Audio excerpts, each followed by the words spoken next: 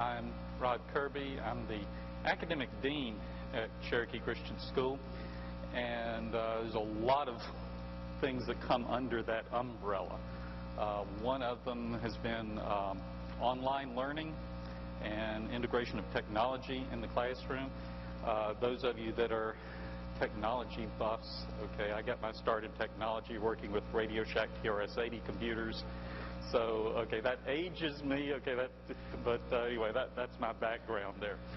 But what I want to do during this time is somewhat of a case study of our school, focusing on the costs of online coursework, especially for a smaller school. And I'm also going to go into some things that overlap a bit with what we had in our last session, but just how it works out on a practical level.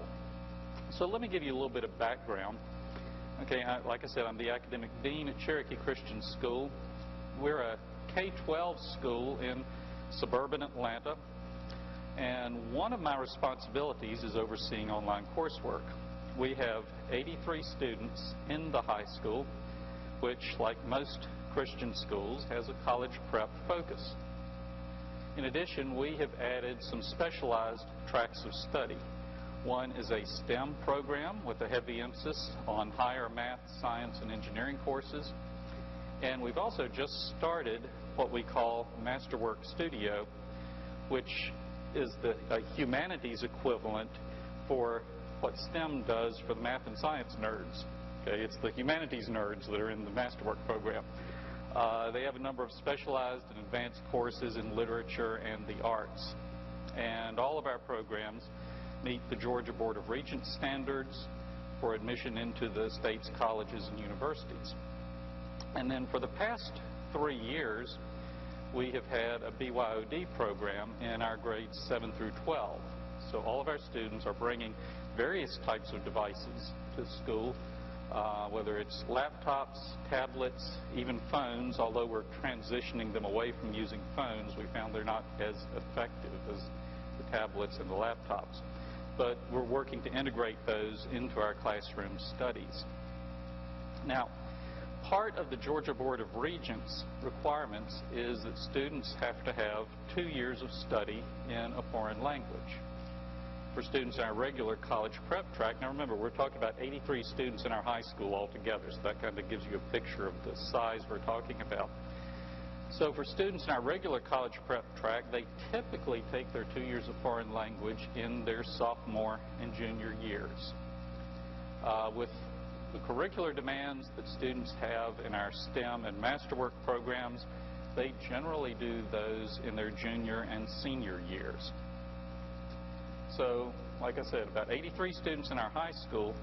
What that means is that about 40 students are taking foreign language at any one time. So 20 students in first year language, 20 students in the second year. Okay, those of you that are involved in scheduling and the types of things, you know where this is going. Okay, the problem of scheduling. I mean, you got 20 students to take a first year language. We can't afford to have more than one section of that class. You can't have 3 sections dividing 20 students up among a bunch of sections. It's not cost effective. And we have regular track sophomores, STEM juniors, Masterwork juniors, all trying to squeeze into one section of a class, trying to fit that into their schedules, along with various math levels, various other core classes, their arts electives like band, chorus, AP studio art, computer programming. I mean, scheduling is a nightmare for that. And then the fact that we only have 20 students taking first year, 20 students taking second year, it means that previously we've only been able to offer one language, usually Spanish.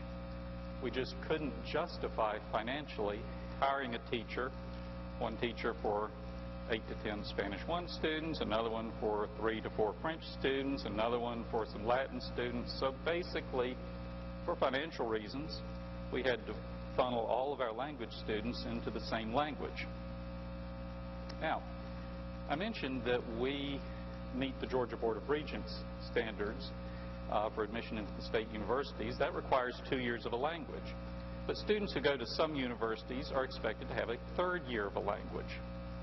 We have not been able to afford to deal with that. Okay? You can't justify paying a teacher to teach one student Spanish 3.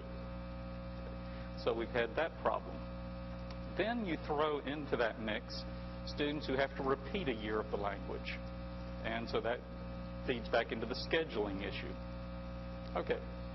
The solution to all this comes down to money. I mean, if we had unlimited funds, we could hire part-time teachers in 3 to 5 different languages. We could pay to teach those teachers to only teach maybe 5 students. But like you, we don't have unlimited funds. So what did we do with this? Well, so we began offering our foreign languages 3 years ago. We began offering them through 7-Star. And so I want to look at a little bit of the finances involved in this. So let's take the example. You have a teacher salary, $30,000.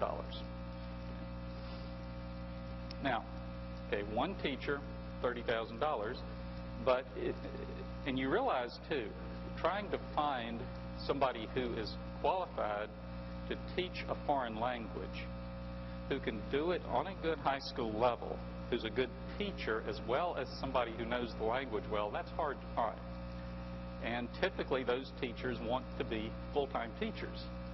It's hard to find somebody, for example, who is an expert Latin teacher who's willing to teach part-time when they can probably be a full-time teacher at a large public high school. So, but if you say, okay, you've got a teacher salary of $30,000, if we look at the online option, okay, 7-Star, round numbers per student per course is $600. Now, for those of you that are not math and you're not doing the math in your head right now, that's about 50 students. Teacher salary $30,000 versus $600 per student. There's 50 students. Like I said, we only need 40 students, so 40 students cost us $24,000. Now, what we do is, as already mentioned, because foreign language is required, 2 years of it are required, and because the only option for students to take it is online, we cover those costs for the students. We're paying all of the 7-Star costs. We didn't feel like we could ask them, okay, you got to pay more. Now, if students need more, then we ask them to pay for any extras, like we already mentioned about electives. But, okay, this is just looking at it if we're talking about one language, okay, dealing with that. But let's just look at some of the additional opportunities we have now, which also feed into the cost savings. See, we can offer more languages. We can offer the scheduling flexibility. And with the languages, we have students right now taking Spanish, French, German, and Latin. And we've had students taking Mandarin Chinese in the past. So we've been able to offer that. Again, 80 students. We're able to give 5 languages. We have the complete scheduling flexibility. So instead of having to say, okay, all of our sophomores have to take Spanish 1 6th period. And now we can say, well, let's just work out all your other classes. We have a 7-period class day, a traditional schedule, and we are able now to schedule the students into all of their other classes. We say, okay, let's set foreign language aside. Schedule them into all their other classes. Now, you've got an open period, 3rd period. That's when you'll do foreign language. You've got an open period, 5th period. There's your foreign language time. Because they want to take different electives, choir, studio art, engineering, and so on. And so they're able to do that. So right now, out of our 7-period day, we have students taking foreign language 5 out of 7 of those periods each day. 1 period, 4th period, we've got 1 foreign language student. In another class period, we've got students who are taking 1st and 2nd year Spanish, 1st and 2nd year German, 1st year French, all in one room together.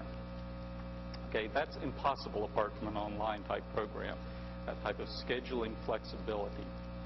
And that also addresses the need of repeat students, because again, they can just be very flexible about their scheduling. We're also able to offer that third year of a language. Now, what I said, we require the 2 years. If they want a third year, we ask the parents to pay for that. That's an elective, so we ask them to pay for that. Also, one thing we have found is the pacing flexibility with the online course. You see, we don't have to have all students starting the course in August, finishing it in May. They can start and stop the course at any time they choose. They can take it on an accelerated schedule. They can spread it out some if they want. We've had students who said, okay, I want to start my first year of Spanish in the summer before my sophomore year. So they start that summer, they finish it December of their sophomore year. January comes, they start Spanish 2. They finish it in May of their sophomore year. And the effect is they've had 2 years of a foreign language in one school year. So they're able to work ahead. They're able to accelerate it. We've also had some students who've said, you know, I'm in a lot of different activities. I do a lot of things outside. I'd like to spread it out. Now, there's a limit to how long you can spread it out. But we do have students who will say, well, I'd like to start at the beginning of August when school begins. But I'd like to finish it up at the end of next summer. Instead of finishing it up in May, I'd like to finish it up at the end of July. So that gives them a little bit easier pace to finish their course. So we allow all of that. We're able to schedule them that way. We also allow, by the way, they can take, I mentioned taking class in the summer. We don't have to pay a teacher for summer school. They're taking it online anyway. We allow them to take a few other courses as well. We offer geometry in the summer that way, and a few other things that allow the students to get ahead. So they have this flexibility with their pacing. Now, most of our students do take language courses in the regular school year. They start in August, end in May, and they follow that traditional program. But we have the option for them to do it otherwise if they choose. Now, cost savings isn't the only factor in deciding on a program like this. I mean, it's not just a matter of saying, well, let's get the cheap way out. We want to save money, but only if we get results in terms of achievement. So, you know that in your core classes, you can look at the standardized tests. You can look at your students' SAT scores. You can look at, in the elementary and middle school, you can look at their Stanford scores and so on. You can see, are our students achieving at appropriate levels in their core classes? What about foreign language? Well, we checked into it, found out that you have the ACTFL, the American Council on the Teaching of Foreign Languages. This is similar to NCTM and NCTE, the organizations for the teaching of other subjects. ACTFL functions that way for foreign languages. And they have developed a test called the AAPPL, which stands for ACTFL, Assessment of Performance Toward Proficiency in Languages. So you see why it's AAPPL and not the whole thing. They offer these tests in all modern languages. They don't offer Latin, but all the modern languages, they offer the AAPPL. It's an online test. It's very reasonably priced. It's $5 per student for the reading and listening test. And since it's online, you can administer it at any time. So when I have a student, for example, who finishes Spanish 1 in December, I can say, okay, I want you to take this test now, in December. They take it, and I immediately get a report back from that. If you're interested in finding out more about that test, here's the website, aappl.actfl.org. I think that would be helpful even if you're not doing online languages. I think it's just kind of an additional external assessment of your students' progress. The results from this test come back as they have the novice level, which is, they have 4 levels of novice, 5 levels of intermediate and then an advanced. So the score comes back and says, okay, on reading you're scoring at the novice 3 level or at the intermediate 4 level or whatever that is. Okay. The 2015-16 year, last school year, was the first year that we used this test, so we've only got limited data and a small student sample. So I'm looking forward to doing it more often and being able to see more about it. And I also haven't found yet a good correlation between the AEPPL scores and standard high school language instruction. You know, something like, well, if you were taking a first-year Spanish class in a traditional classroom, you would score at X level on this test. I'm assuming that it's top end of the novice level for first year and somewhere in the mid to high intermediate level for a second year student, but that's the assumptions I'm making. I'm still looking to find some information on that, and hopefully as we go on we'll be able to find a better correlation there. But it still helps us to see what our students are doing. So some results then from last year. Like I said, that's the only year we have. We found that our first-year students, on average, scored at the high novice level on the listening part of the test and high novice to low intermediate on the reading. That's the 2 sections of the test they do. They also offer a spoken test where the student has to speak, has to record conversation. We haven't administered that yet. We just do the listening and the reading. Our second-year students scored on average low intermediate for listening and mid intermediate on the reading.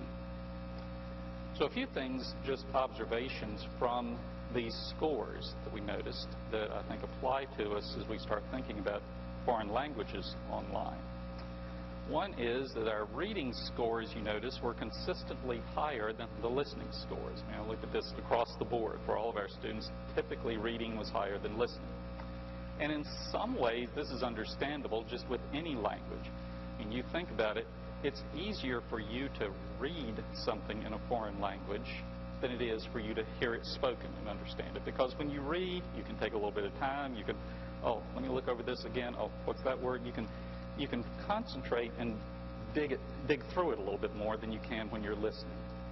So it's understandable that they would score higher on reading than on listening.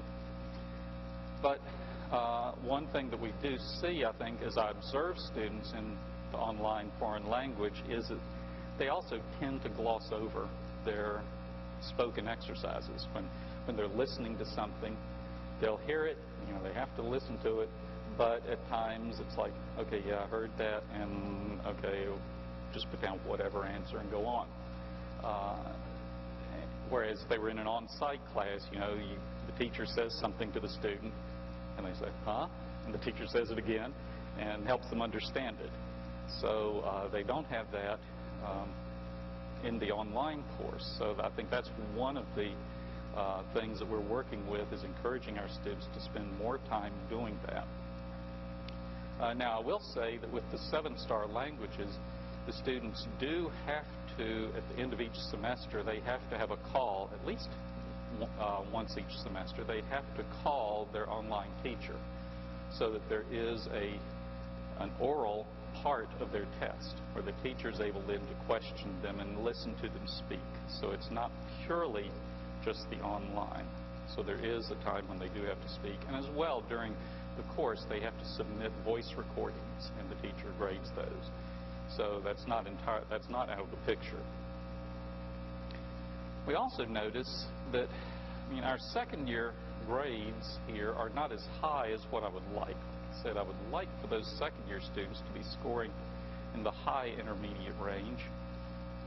And what I found is that when they hit second year of these languages, typically that's when they're having to learn verb conjugations. They have to learn all the different noun declensions. They have to learn all the tenses. And there's no easy way around that other than just memorizing them. I mean, those of you who were in Latin, if you had Latin in school, you probably still remember amo, ama, samat, amamo, samat, samat.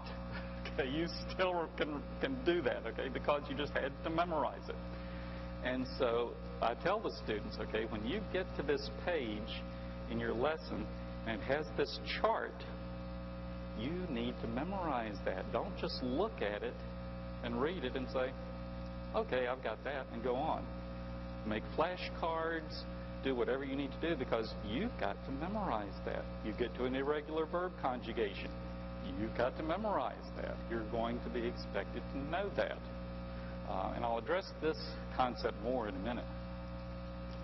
Another thing we noticed last year, looking at the scores individually with our students, our German students did better than our other students. And the reason for this, I believe, was that we had one of our alumni who was studying German at a local university, who volunteered to come by the school twice a week and meet with the German students and talk to them in German. He would help them with questions. He wasn't going through all the lessons with them. He would glance over what they were studying, but then a lot of what he was doing was just spending some time asking them questions in German and having them talk in German, and just encouraging that. Those students, we found, did better. So I think that would be something to build on, is that if you're going to do something like a language online, is see if you have somebody, if it's a parent who is fluent in the language, if maybe you have an elementary teacher who knows the language and could just meet with your kids once or twice a week just to carry on some conversation with them. We're not asking them to teach the whole course, but just to help them to get that fluency and to answer particular questions they might have. I think that would be very helpful. Now, some of this is going to overlap with our last session, but I just want to give you some suggestions based on the fact that we have been offering online courses the past 4 years. First is, you need to teach students how to learn online. And again, this feeds into the financial end of it, because if you're going to save money this way, you need to be sure, is it being effective educationally? And students need to learn how to learn online. I mean, all of us, and our students likewise, typically what we do when we go to a website, you pull up the page and you start skimming over it to find information that's interesting to you. Or you're looking for some particular bit of information, or you look at the pictures here or whatever. You know, you're not reading, typically, you're not reading that page line by line and thinking, okay, I need to learn this. You're just kind of saying, okay, yeah, I understand what they're talking about, and then you go on. Students tend to do that with the online program. They're not used to doing that. They're not used to looking at it as a textbook and to say, I have to learn this information. And so they need to learn how to do this. So we try to work with them. We teach them this. We say, okay, go back over this page. Look at this. And I mentioned about verb conjugations. Make a flashcard. Do this. And see, this is important not only for now, but it's important for their future learning. Because, as we mentioned, students more and more have to take online courses when they get into college, and they need to learn how to do that. It's a different type of learning than sitting in the classroom. Part of this also involves following directions. I mean, in our classrooms, as I'm sure it is in you, your teachers are very gracious. And so if a student turns in something and it's not quite the way you wanted it to be turned in, you'll say, well, yeah, next time do such and such. Or, yeah, I'm going to take it, but I'm going to take off some points for this or whatever. In the online, typically, you don't follow the directions, you get a 0. So if the directions say you need to submit something as an RTF file, don't send them a Word file, don't send them pages, don't send them a text. None of these other things. Send them an RTF file. That's what the directions say. If they don't, they're going to get a 0. If they're recording an audio file and it says, I need to have an MP3 file, I get an MP3 file. Don't do something else. Next, as I've already mentioned, students have to develop self-responsibility. And the last speaker mentioned this. They don't have the daily accountability. They're not coming into class and the teacher's saying, okay, give me your homework for last night. And they're not coming into class and say, okay, now let's go over this lesson today.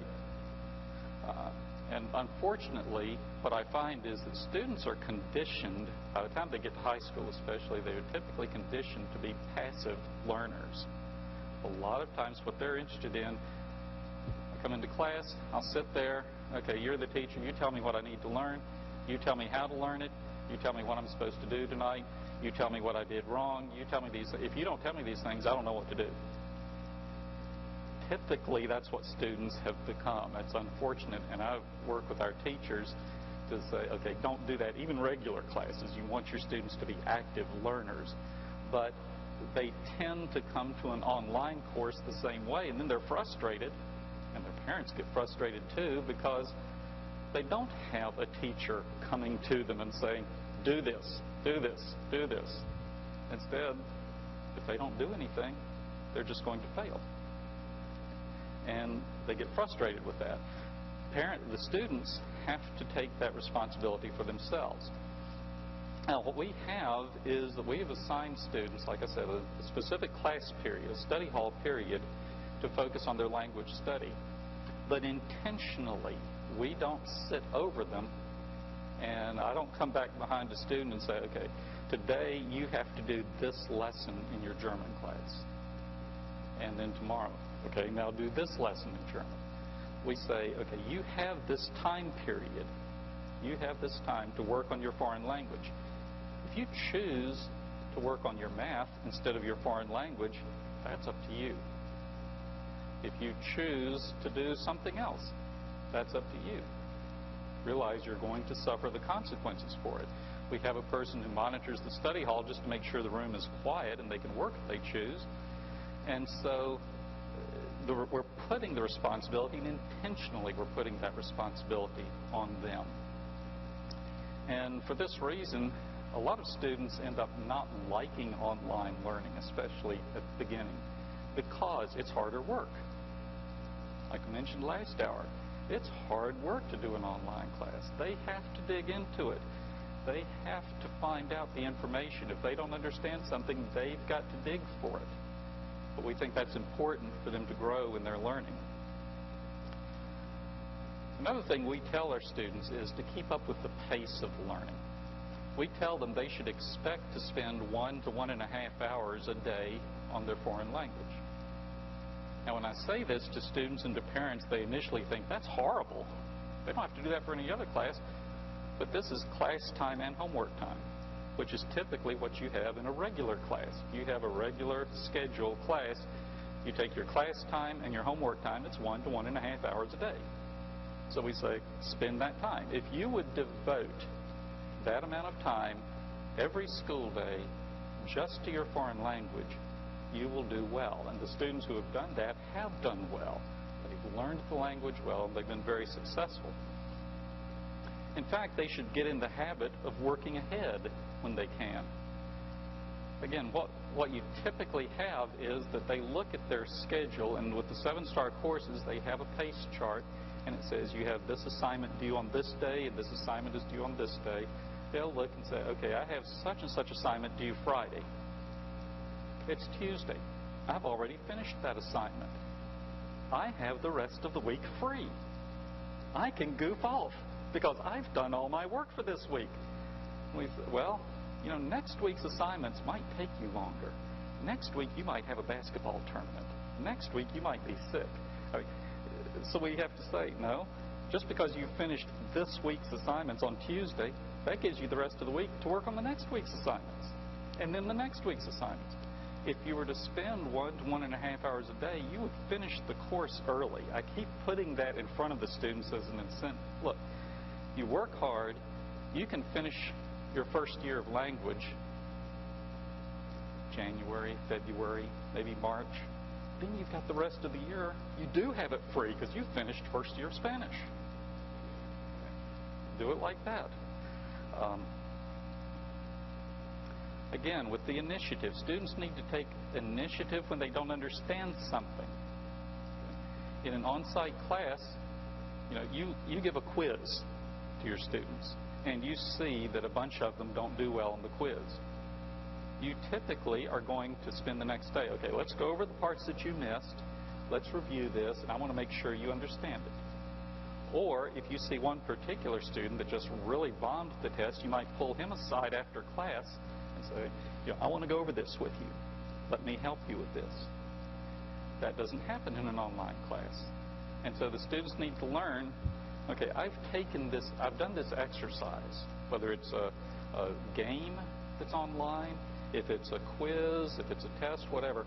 I need to look at what I missed and go back to the lessons and go over what I missed. So I'll know it when I get to the test. So I'll know it when I get to the exam. This is especially important in foreign language and in math as well, which are so cumulative. If you don't know how to conjugate verbs in the present tense, you get to imperfect, you get to the perfect, you get to all the different tenses, you're going to be even more and more lost. Okay. So if you miss something, the student needs to go back and work on it. They can go back to the previous lessons. They can see what they missed. They can go to other online sources. They can do Google. They can do Khan Academy. They can go to YouTube. There's a lot of sources. We tell the students, look things up. If you don't understand something that you missed, find out about it. Do something about it. Ask other students. We mentioned the foreign students. We have one student. She is from China, and she's a junior this year. But when she started at our school in 7th grade, she barely spoke any English. So now she's in high school. She does pretty well with her English. Native Chinese speaker. She is taking French online. So here's a native Chinese speaker studying French in an English curriculum. So it's kind of interesting. But she's done great. She's gotten A's. And I've told other students, other French students, I've said, okay, you have problems? Ask Xijing. She can tell you about it. Now, we also mentioned about monitoring and communication. You have to have somebody who's going to monitor their student progress regularly. I do that at our school. And get in touch with students and parents when there are problems. Again, I'm not talking about sitting over them every day, but I keep an eye on their progress. At least weekly, I go through all of our students, pull up their grades, pull up their pacing, and I see who's behind schedule, who's ahead of schedule, where are they. I'll touch base with them. I'll go into their room at least every other day and just talk with them and just say, everything going okay? Do you have any questions? At the beginning of the year, I'll spend more time with them because they have questions about, well, I don't know how to do a voice assignment. I don't know how to submit this paper, so I'll sit down and show them, here's how you do the things. As the year goes on, they know how to do the mechanics, but I'll still touch base with them. I'll say, you skipped 3 lessons back up here. You need to go back and do those. And so I'm doing that on a regular basis, monitoring them. I'll send personalized notes. They get an automatic message from 7-Star every Monday morning anyway. They and their parents and I get a message that says, here's your current grade, here's your current pace, and just keeps them up to date with that. There are times when I will intervene with their online teachers if there's a problem. For example, we had last year, there was a time when our wireless service, our wireless crashed, and we had no internet access in the entire school for about 3 days. And so I contacted all of the online teachers and I said, here's what's going on. Our students don't have internet access. Now, there's still, I wasn't saying give them extensions on them, but I at least wanted their online teachers to know, here's what's happening. Here's why none of these students are submitting any assignments these next few days. Or I've had a student who got a concussion in a basketball game and he was out for 3 weeks. He really could not do anything. So I contacted his online teacher and she made arrangements, that type of thing. So I will intervene when we need to, if we have that. So after we're through here, I'll be around. Feel free to ask me any questions that you might have. I'll be glad to help as much as I can. If you have questions that come up later, you can drop me an email. If you want to, if you're on Twitter, you can follow me on Twitter. By the way, I'd encourage you, if you're not on Twitter, get on it. I learn a lot from weekly Twitter chats. If you're not familiar with Twitter chats, it's a great way to connect with other teachers worldwide and just to share ideas. You can also subscribe to my educational blog. About every other week I post something that's just kind of my random thinking about Christian education. So I hope this is helpful for you, and I'll be around later if you have any questions. So thanks for your time.